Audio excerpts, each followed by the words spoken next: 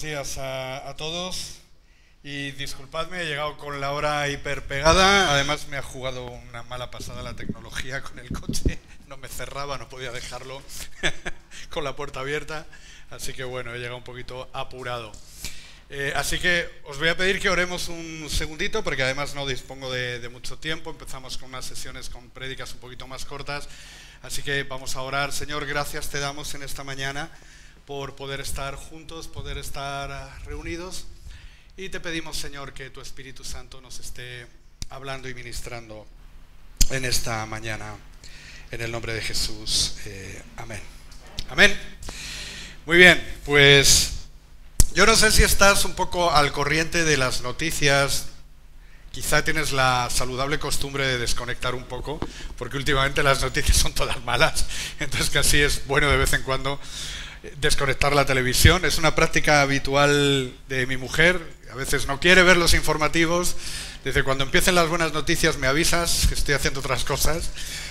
Y lo cierto es que a lo largo de esta semana ha habido en el centro de Europa, especialmente en Alemania, en los Países Bajos, no sé si estáis al corriente, pues han sufrido riadas e inundaciones tremendas debido al temporal, a las fuertes lluvias que ha habido y que han asolado el centro de Europa. Yo tengo familia en Bélgica, mi propia familia en Verbiers, que es un pequeño municipio, es una ciudad de Lieja o de Liège, en Bélgica, pues han sufrido gran parte de la familia la pérdida de prácticamente todo lo que tenían. Ha sido un shock para mi familia. La noticia me llegó a través de mi madre el pasado viernes, quien me llamó por teléfono entre sollozos contándome pues que parte de mi familia ahí pues prácticamente estaban en la ruina. Confío y espero que el seguro pues se haga cargo de gran parte de todo, ¿no? Y lo cierto es que últimamente tanto Pascal como yo estamos comentando que parece que, no sé qué está ocurriendo últimamente, pero estamos rodeados de muy malas noticias por todas partes, ¿no? Tenemos un buen amigo por el que llevamos tiempo orando, vosotros también habéis estado involucrados en la oración, nuestro amigo Manolo, que lleva desde principio de mayo ingresado en el hospital de Alcorcón por la COVID-19 y está en una situación extrema, lleva prácticamente desde la primera semana de mayo intubado, y prácticamente todo lo que pueden hacer es darle vueltas, los pulmones ya no responden, están totalmente acartonados y la verdad es que la situación es bastante extrema, salvo que Dios haga un milagro, pues prácticamente no hay demasiadas esperanzas. Tenemos otro buen amigo que curiosamente es cuñado de Manolo, que también está con un cáncer muy agresivo, prácticamente desahuciado también. Entonces, todo a nuestro alrededor parece desmoronarse, todos son malas noticias, estamos deseando ver o escuchar alguna buena noticia que nos alivie un poquito. Y lo cierto es que, no sé si a ti te ocurre cuando te ves en situaciones de este tipo, pero miras a Dios y como que apenas puedes contener los reproches. Quieres evitarlo, pero a veces hay algo interiormente que te conecta con los escépticos, ¿no? En esa queja, en esa letanía de Señor, ¿por qué? ¿Por qué has permitido esto? ¿Por qué has permitido lo otro? ¿Por qué esta situación? Quizás has escuchado alguna vez algún predicador afirmando que la vida cristiana es un salvoconducto para vivir sin que los problemas te alcancen. Yo no sé si has escuchado eso, yo he escuchado algunos, pues ya sabes, ¿no? Aquello de caerán a tu lado 1000 y 10.000 a tu diestra, mas a ti no llegarán. Y es verdad que es palabra de Dios, es el Salmo 91, pero por alguna razón, asumiendo que el Salmo 91 es palabra de Dios, conviene entender que en ocasiones Dios mismo permite que pasemos por circunstancias y por momentos de dolor y sufrimiento, y siempre con un propósito. Hemos estado en este tiempo estudiando la figura de Job, ¿no? Y quizá él, la verdad es que vivió una situación extrema, ¿no? Y nos podemos preguntar, ¿y por qué? Bueno, pues todo tiene un propósito. De la misma manera, Dios interviene en innumerables ocasiones para poner su mano protectora sobre nosotros, ¿no? Yo no sé si has escuchado testimonios de esta naturaleza. Yo recuerdo el testimonio del que fuera el pastor que me bautizó y que me casó, y él contaba un testimonio que vivió junto con su esposa, y es que ellos iban conduciendo su coche una noche por una carretera comarcal, y en un momento determinado iban relajados, conduciendo, escuchando música de alabanza, iban tranquilos, Y de repente él sintió en su interior una voz que le decía, cuidado, párate. Entonces él inmediatamente giró el volante y se salió fuera de la carretera, se echó a un lado de la cuneta, y su esposa justo le dijo que había experimentado lo mismo, sintió la voz del Espíritu Santo diciendo, cuidado, párate. Y cuando ellos estaban hablando de estas cosas y empezaron a orar y buscar de Dios, en ese mismo instante, justo enfrente de ellos, por la carretera, pasó un coche a toda velocidad en dirección contraria. Si ellos hubieran continuado, con toda certeza, se hubieran estrellado contra el coche, o el coche se hubiera estrellado contra ellos y muy posiblemente habrían fallecido. El Salmo 46 que nos ocupa en esta mañana, y vamos a ir ahí ya, nos presenta a Dios como un amparo, una fuente de poder para los sufrientes. Es un refugio y un santuario de los que le buscan, de los que confían en Él. Así que vamos a ir en esta mañana desgranándolo poco a poco. Vamos a ir un poco rapidito por la premura del tiempo, pero me gustaría que viésemos en primer lugar los 3 primeros versículos. No sé si alguien me pudiera traer un poquitito de agua, por favor, se lo agradecería. Los 3 primeros versículos del Salmo 46, y vamos a leerlo en la versión Reina Valera, que es la versión santa, la buena, buena de verdad, de los cristianos verdaderos. Eso lo dice muchas veces Emilio, no lo dice Emilio, pero vamos a leerlo juntos, ¿vale? Creo que la tenéis por ahí en la pantalla, no sé si se está proyectando, y dice así: Dios es nuestro... Muchas gracias, muchísimas gracias, muchas gracias. Dios es nuestro amparo y fortaleza.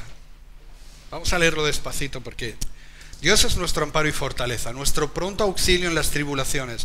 Por tanto, no temeremos, aunque la tierra sea removida y se traspasen los montes al corazón del mar. Aunque bramen y se turben sus aguas y tiemblen los montes a causa de su braveza. Y los escritores, los agiógrafos, agregaron ahí esa nota que pone Selah. No sé si lo has leído alguna vez en los Salmos, eso de Selah. Selah significa meditemos en ello, paremos y reflexionemos sobre lo que acabamos de leer. A los que estáis siguiéndonos en el live stream, justo debajo, creo que hay hemos incluido un link que te lleva a una canción de un cantante que se llama Luis Enrique Espinosa y que está basado justamente en este salmo. Así que después, con los grupos Hangouts, o tienes la oportunidad de escuchar esta bella canción basada en esta porción. Dios hace 2 afirmaciones muy claras aquí. La primera de ellas dice que podremos vivir dificultades. No dice que no las haya. Al contrario, está hablando del mar que brama, está hablando de turbulencia en las aguas, está hablando de que los montes se echan al mar. Habla de dificultades que harán que nuestras almas a veces se sobrecojan de temor. Es algo natural. En medio de situaciones podemos tener miedo, tener pánico, tener temor de las situaciones que pueden venir sobre nuestras vidas. Situaciones comparables a un corrimiento de tierra, una tempestad, un tsunami, un terremoto, como vemos en este salmo. Me gustaría hablarte en esta mañana de una persona que yo no conozco, pero que he podido indagar acerca de su testimonio y de su experiencia a través de la página web de la BBC. Se llama Pablo García Oliver, que es un arquitecto argentino y que el 26 de diciembre de 2004 literalmente volvió a nacer. No que nació de nuevo, que recibió a Cristo, digamos, ¿me entendéis, no? Volvió a nacer debido a una experiencia que vivió. Y te lo voy a leer tal cual dice: aquel fatídico día, si recordáis, los que leéis noticias tristes, el 26 de diciembre de 2004, en aquel día un tsunami arrasó el Océano Índico, ¿recordáis? Cegando más de 200.000 vidas en todos los países que fueron afectados directamente por la catástrofe. Millones de personas que sobrevivieron al tsunami, sin embargo, quedaron en la más absoluta ruina y miseria, y hubo un montón de enfermedades debido al tsunami y a los destrozos que hizo. El desastre natural, uno de los más mortíferos de la historia, impactó con fuerza 14 naciones, entre ellas Indonesia, Sri Lanka, parte de la India y Tailandia, el país donde justamente estaba Pablo García Oliver celebrando su luna de miel. Estaba recién casado con su esposa en aquel tiempo. La gran ola le sorprendió en plena mar, le sacudió, le desplazó y le mantuvo luchando con el agua hasta que la falta de aire casi le parte el pecho, literalmente, por la presión. Y él cuenta, dice, yo estaba empezando una nueva vida, entonces era un abogado joven que recién ingresaba en la década de los 30, esa asquerosa edad de la juventud que algunos tienen por ahí. Y me había casado, estaba recién casado con la que es mi mujer. Decidimos irnos de luna de miel a Tailandia, un sitio en el que nunca habíamos estado. En el día de la tragedia nos encontramos en la isla de Phi Phi, unos pequeños bloques de tierra situados cerca de la provincia tailandesa de Phuket, al sur del país.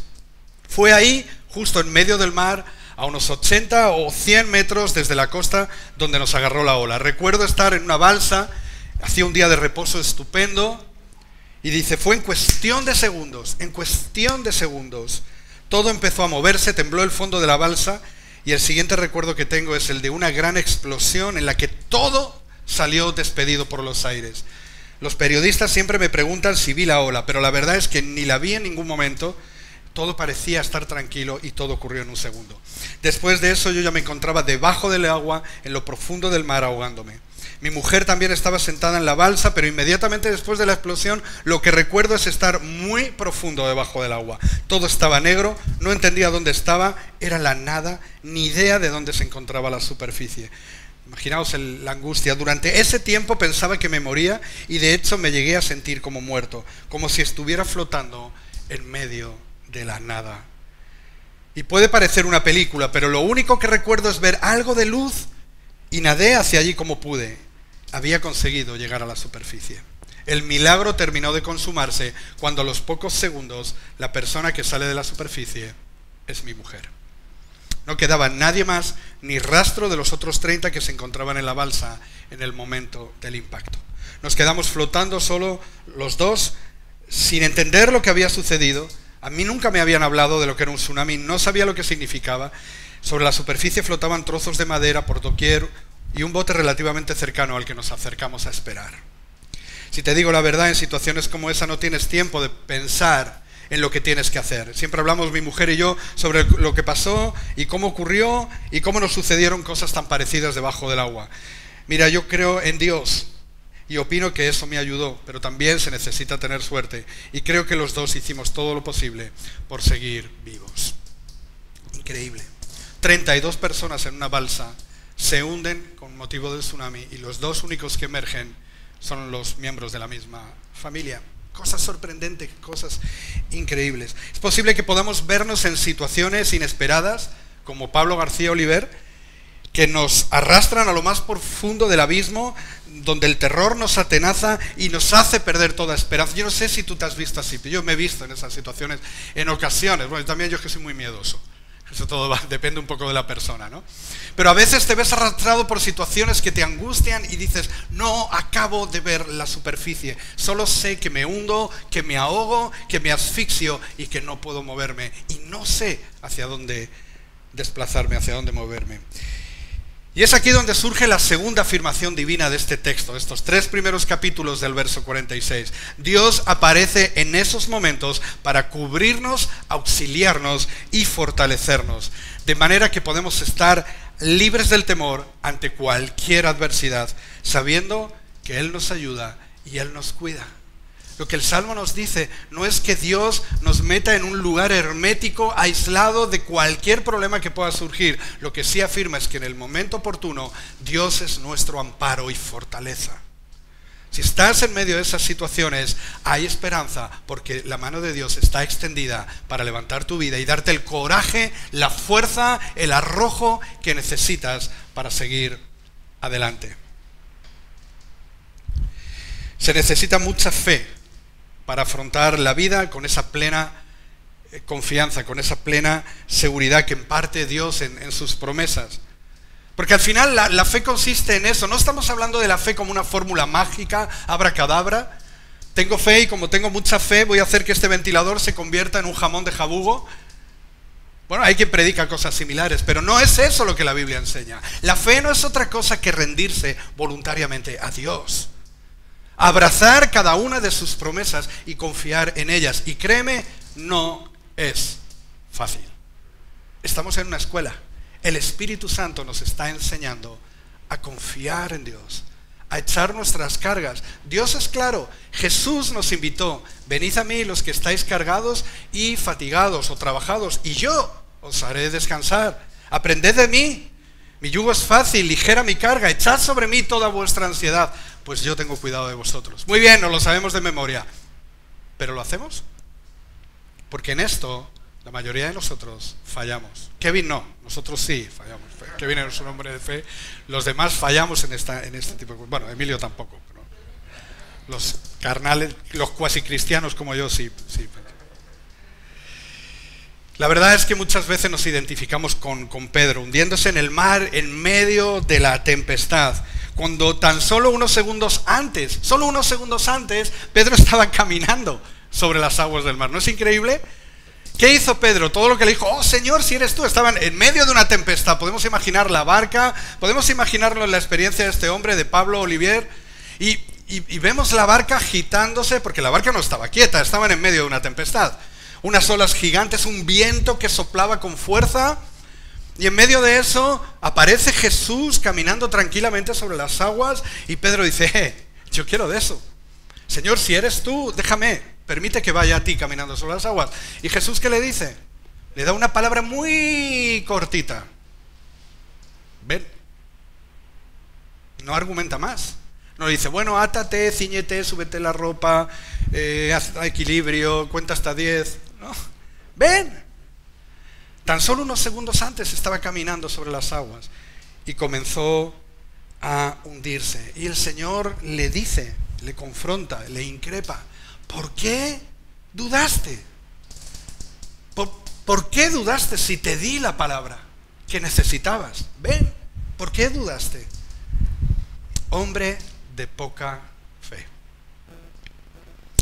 Mi pregunta a vosotros era: ¿eran reales las olas? Eran reales las olas. ¿Y el viento?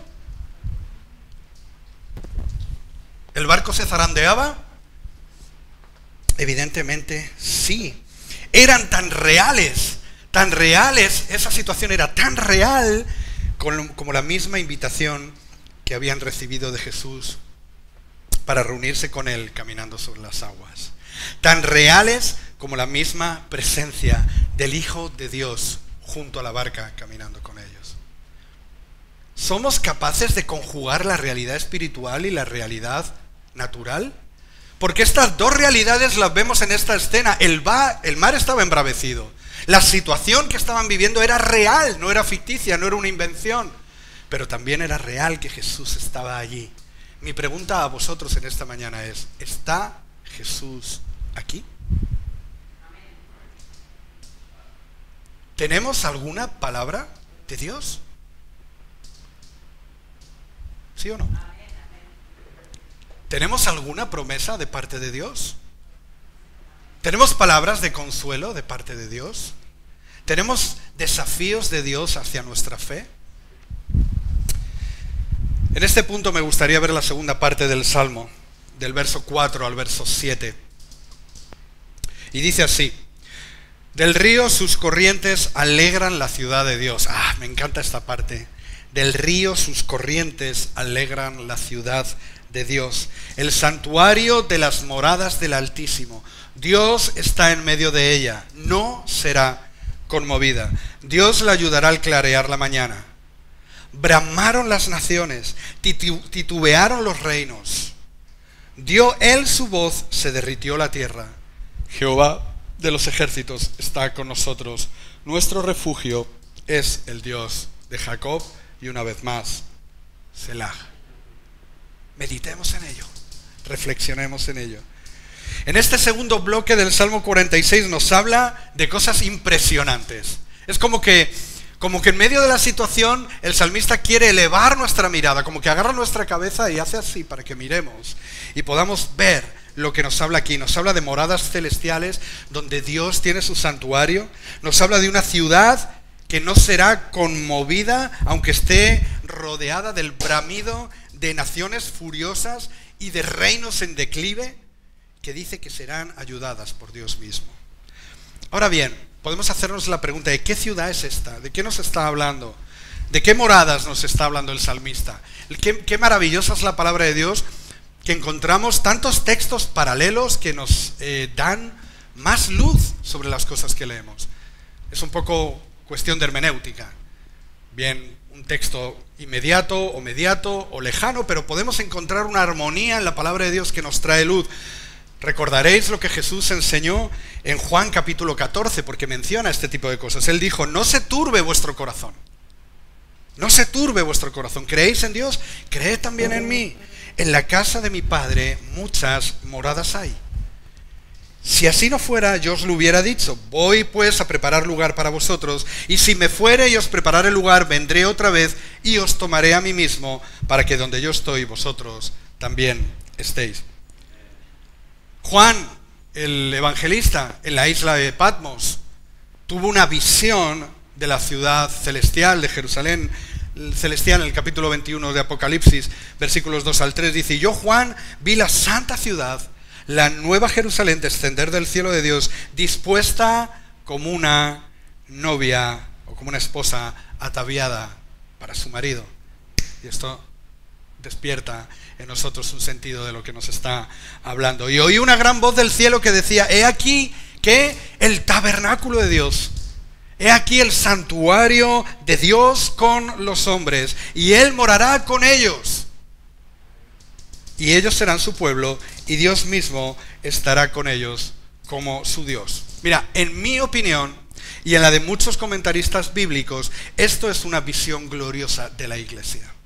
De la iglesia triunfante que viene con Cristo, esa ciudad gloriosa cuyo cimiento dice que está rodeada por 12 puertas, y cada una de esas puertas con el nombre de uno de los 12 apóstoles, el fundamento apostólico.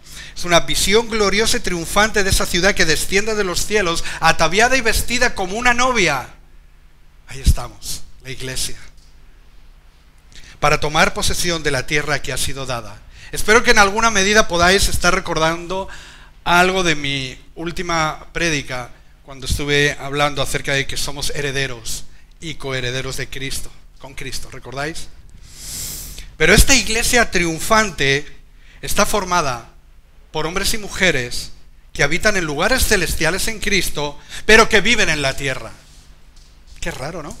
O estamos allí, o estamos aquí. Pero lo cierto es que la Biblia nos habla de una especie de don de ubicuidad. Porque lo que nos dice Efesios capítulo 2, versículos 6 al 7, dice, y juntamente con Él nos resucitó. ¡Aleluya! Nos resucitó y asimismo nos hizo sentar, ¿dónde? En lugares celestiales en Cristo. ¿Estamos con los pies en el suelo? Claro que estamos con los pies en el suelo.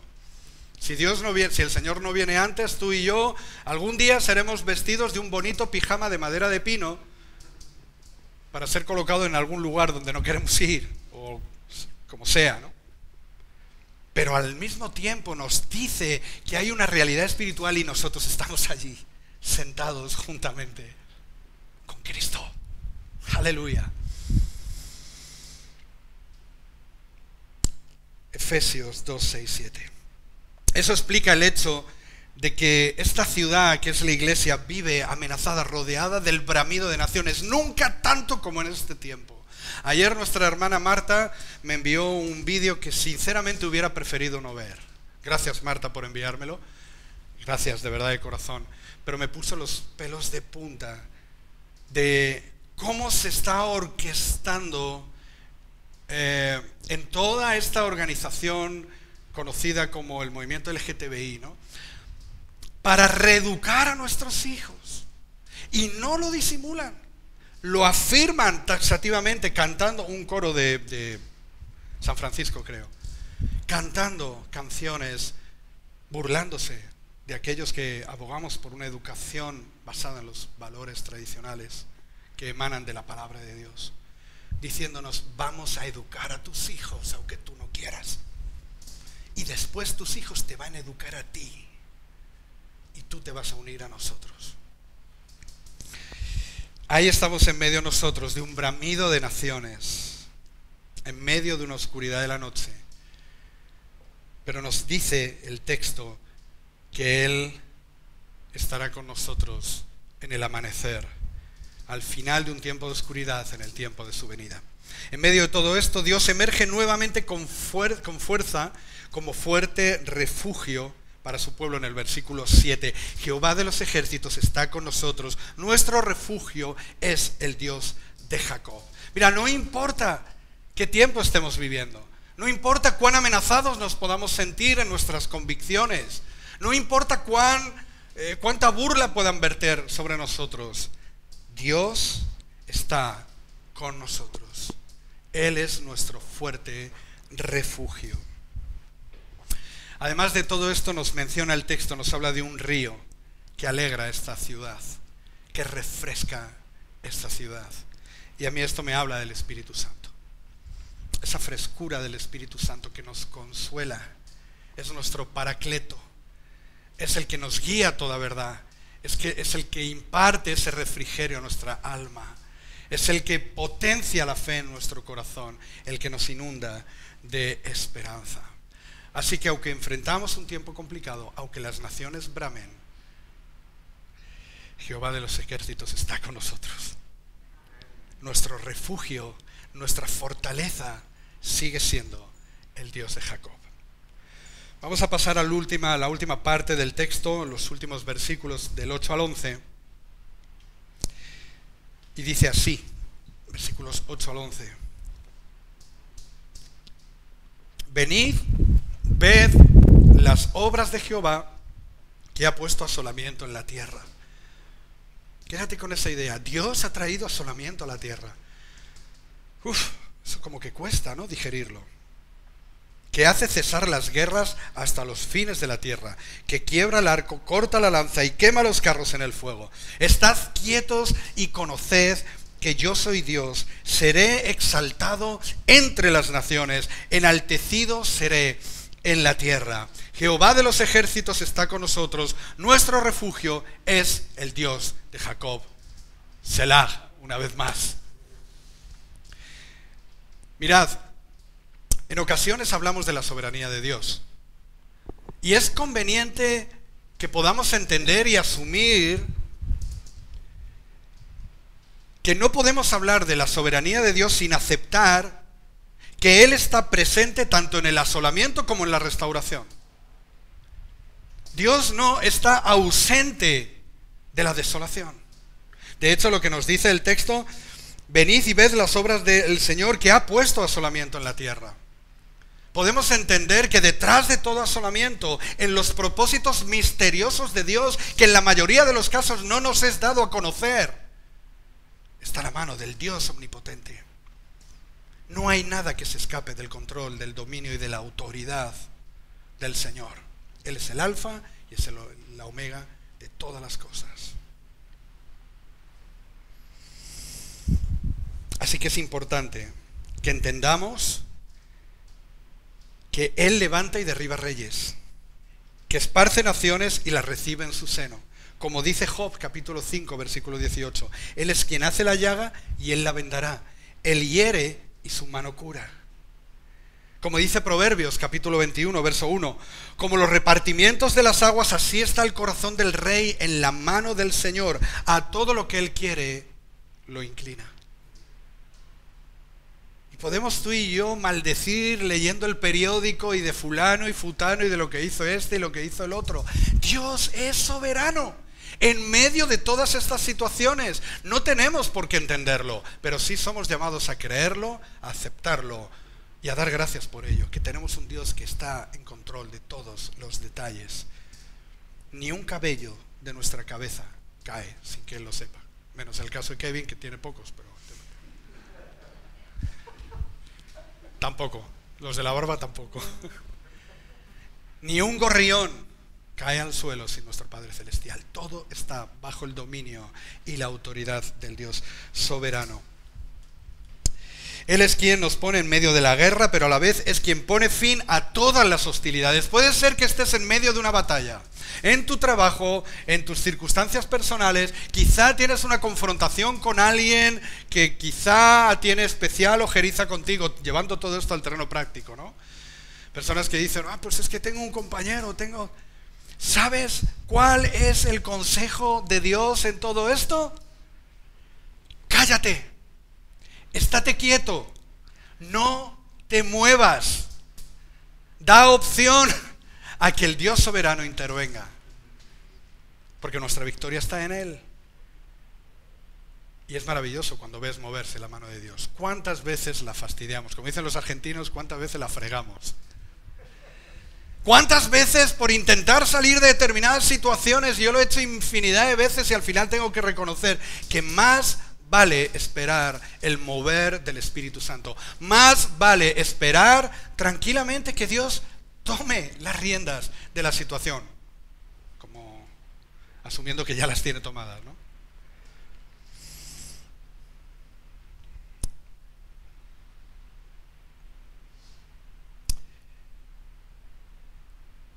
¿Con cuánta frecuencia nos precipitamos? Somos como ese Pedro impulsivo también, ¿verdad? El mismo Pedro del que hablábamos antes. Yo me identifico un poco con él. Soy también impulsivo. Algunos piensan y luego actúan. Yo primero actúo y luego pienso. Luego tengo que recoger los trozos rotos de mis torpezas. Saca la espada en medio del huerto de Getsemaní. ¡Ja! El justiciero. Que venís a por Jesús, ¿eh? Te la vas a ver conmigo. Y le corta la oreja a Malco, el guardia, ¿verdad? Le dice Jesús, ¿qué haces, Pedro? ¿Qué estás haciendo? Traes una fregona, por favor. Se ha puesto esto perdido de sangre. ¿Qué haces, Pedro? Guarda tu espada. ¿Tú no sabes quién soy yo? ¿Tú no sabes que yo podría pedir una legión de ángeles en este momento y me sería concedida? Yo soy Jehová, yo soy Dios hecho carne. Guarda tu espada. ¿Cuántas veces sacamos la espada, verdad? Inmediatamente. El zorro. Y el Señor te dice, ¿qué haces? ¿Qué estás haciendo? Estad quietos y conoced que yo soy Dios. Y voy a ser enaltecido en la tierra precisamente por esto. En resumen, y con esto concluimos, el último de los versículos que contiene este Salmo 46 es un resumen sintetizado de lo que Dios quiere enseñarnos esta mañana a través del Salmo 46. Jehová de los ejércitos está con nosotros, nuestro refugio es el Dios de Jacob. Él es fortaleza en las tribulaciones, Él es refugio ante el asedio y Él es victoria en la batalla. Todo lo que necesitamos hacer es algo muy simple, pero muy complejo a la vez, y es confiar en Él, abandonarnos a Él, depositar toda nuestra fe en su palabra y estad quietos y conocer que Él es Dios. Señor, te bendecimos en esta mañana y te damos gracias por tu palabra, Señor. Ayúdanos a confiar en tus promesas. Ayúdanos a confiar en tu palabra. Ayúdanos a sofocar, a ahogar al impulsivo Simón Pedro que sale de nosotros para intentar arreglar las situaciones. Guárdanos de nuestros impulsos y ayúdanos a esperar en ti. Ayúdanos a refugiarnos en esa fortaleza segura, en ese lugar exclusivo que tú tienes para los que te aman, Dios. Porque tú has extendido tus alas, Señor, para cubrirnos y protegernos. Y, Señor, queremos estar ahí en todo tiempo, bajo la sombra del Omnipotente, porque verdaderamente tú eres nuestro auxilio y nuestra fortaleza. En el nombre de Jesús. Amén.